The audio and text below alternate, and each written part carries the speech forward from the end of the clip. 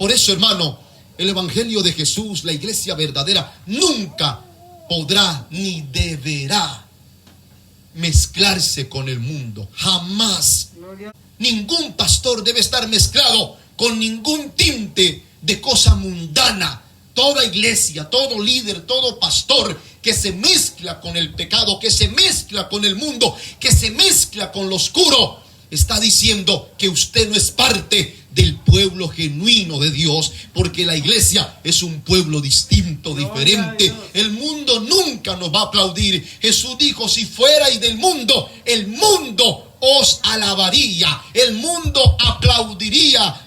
Pero por cuanto no soy del mundo, el mundo os aborrecerá, el mundo os despreciará, el mundo os perseguirá. Pero no temáis, yo he vencido, dice Jesús. Confiad, yo he vencido, vosotros también podréis vencer. Entonces, es meramente natural que la gente inconversa hable de la iglesia, hable de usted, hable de nosotros, hable de los pastores, en los sistemas, en los gobiernos. Hay mucha gente enemiga de la iglesia. ¿Y sabe por qué son enemigos de la iglesia?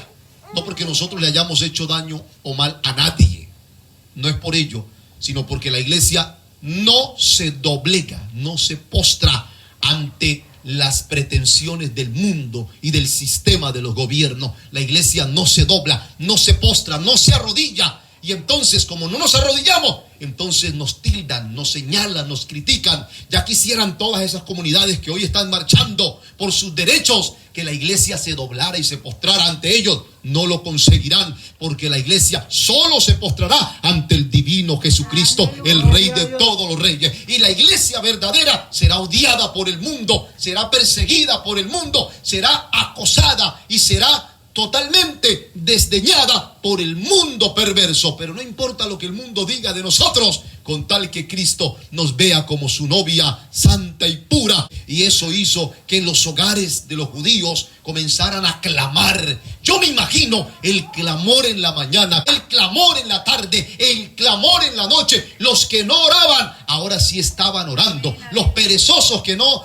clamaban, ahora sí estaban clamando. Los que no querían orar en el día o en la tarde, ahora sí oraban. Y no oraban una oración perezosa. Yo creo que esa gente oraba y lloraba y clamaba delante de la presencia del Señor. Me imagino, hermano, en esas comarcas, en esas comunidades, en esas provincias, un solo clamor del pueblo judío clamando a Dios desde el oriente, como dice la promesa de Dios a Salomón: si mi pueblo pecare contra mí, pero oraren y levantaren sus manos hacia el oriente, yo los oiré, dice el Señor.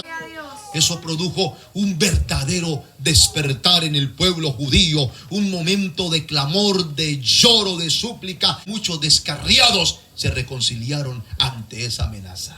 Y muchos que estaban en fornicación y en adulterio se arrepintieron de sus pecados. Y muchos que eran ladrones y mentirosos se arrepintieron. ¿Sabe que Dios permite los momentos difíciles en nuestras vidas para que usted y yo busquemos al Señor? Hay situaciones que Dios permite en la vida de muchos creyentes, en la iglesia. En ocasiones Dios permite que la iglesia sea perseguida, sea sacudida, sea una iglesia llena de tribulaciones, porque a veces en los momentos difíciles del desempleo, de la enfermedad, de la deuda, del problema, en medio de las situaciones difíciles, allí es cuando más oramos, más clamamos, más lloramos, nos postramos, nos rendimos y decimos: realmente solo Dios puede darme la salida, porque ante esta situación no hay poder humano que valga. Pero si clamamos, Dios nos da la victoria. Las pruebas, la enfermedad, un diagnóstico médico, una escasez económica, un endeudamiento, un problema financiero, un problema familiar, una situación difícil, una amenaza de muerte, una amenaza de catástrofe, de pérdida financiera, una enfermedad diagnosticada, un cáncer o cualquier enfermedad puede llevar a muchos a reconciliarse con el Señor. Amén, amén. Puede llevar a mucha gente a volver a orar como no lo hacían, a volver al culto, a volver a la Biblia. Las pruebas de Dios te llevan, hermana y hermano, a buscar a Dios. Las luchas, los momentos difíciles por los que hoy está pasando el mundo. Hoy muchas personas en medio de todo este COVID han dejado de adorar los dioses, las imágenes, y están conectados en los cultos, escuchando la palabra. Mucha gente se ha dejado de adorar cuanta cosa vana y han rendido su corazón al Dios verdadero, a Jesucristo, porque se han dado cuenta que las imágenes no salvan, que la religión no salva, que el poder humano no salva, que el dinero no salva, que ni siquiera el poder adquisitivo, un cargo no salva, que el único que tiene poder ante un virus y ante la muerte es el Dios de dioses, el Cristo glorificado. Tal vez las pruebas por las que usted está pasando, hermana, o cada uno de nosotros, las luchas y las pruebas, Dios quiere que busquemos a Dios. Dios quiere que nos postremos, nos arrodillemos. Dios quiere que intercedamos, que ayunemos. Cuando una persona decide buscar a Dios en una búsqueda espiritual, como lo hizo Esther y Mardoqueo y el pueblo judío, Dios, a través de la búsqueda espiritual de nosotros, Dios desbarata los planes de Satanás.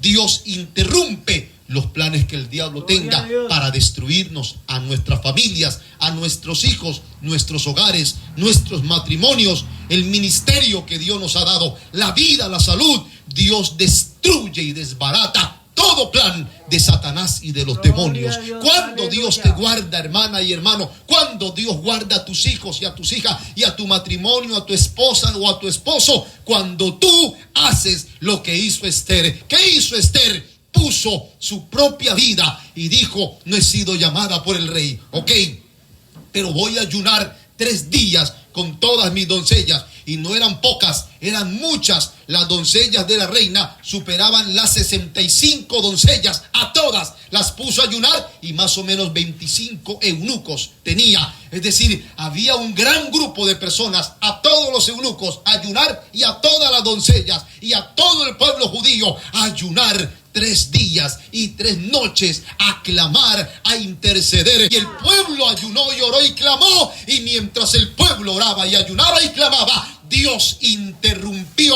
Dios desbarató todos los planes de Amán, de la muerte del pueblo judío, y Dios les dio la victoria. La historia sigue en el capítulo 5 y 6. La horca que preparó Amán para ahorcar al judío Mardoqueo, con esa misma horca el rey mandó que lo ahorcaran a él, aquel príncipe. Y entonces el rey le dice a Mardoqueo: no te preocupes, hay un decreto que no se puede revocar, pero voy a hacer otro decreto. Y en el siguiente decreto decía: todos los pueblos de la provincia del pueblo judío, tal día, tal hora, se van a defender de sus enemigos que los quieran destruir. Y el pueblo se armó y se preparó, así que no murió ningún judío ese día de la destrucción. Antes dice los capítulos finales que hubo gozo, victoria, alegría, hubo celebración, porque Dios les dio la victoria. ¿Qué pasa cuando usted ora y ayuna? Dios te da la victoria. ¿Qué pasa cuando tú te postras y clamas? Dios desbarata los planes del diablo. Cuando usted se encuentra en aflicción, en amenaza, en situaciones difíciles, lo que tenemos que hacer es orar y ayunar. Usted y yo no tenemos armas más poderosas que la oración y el ayuno. Eso es lo que tenemos que hacer en esta hora. Cuando usted se siente desanimado, desanimada, que siente que la tentación lo arrastra, ore y ayune, y el Señor va a romper esas cadenas en el nombre de Jesús. Que sus hijos, que sus hijas sean arrastradas por la tecnología, por las redes sociales, por la pornografía. Que su marido, su esposa o su esposo, que su hogar, su matrimonio se viene al piso. Clame, ore y ayune, que Dios le va a dar la victoria. Que su ministerio, pastor, líder, se siente desanimado, que usted siente que no quiere servir, no quiere predicar, no quiere hacer frente a esta pandemia en medio del pastoreo. No, pastor, no, líder, no renuncie, ore y ayune, y Dios te va a levantar el ánimo, te va a dar la fuerza para dar la palabra que el pueblo necesita.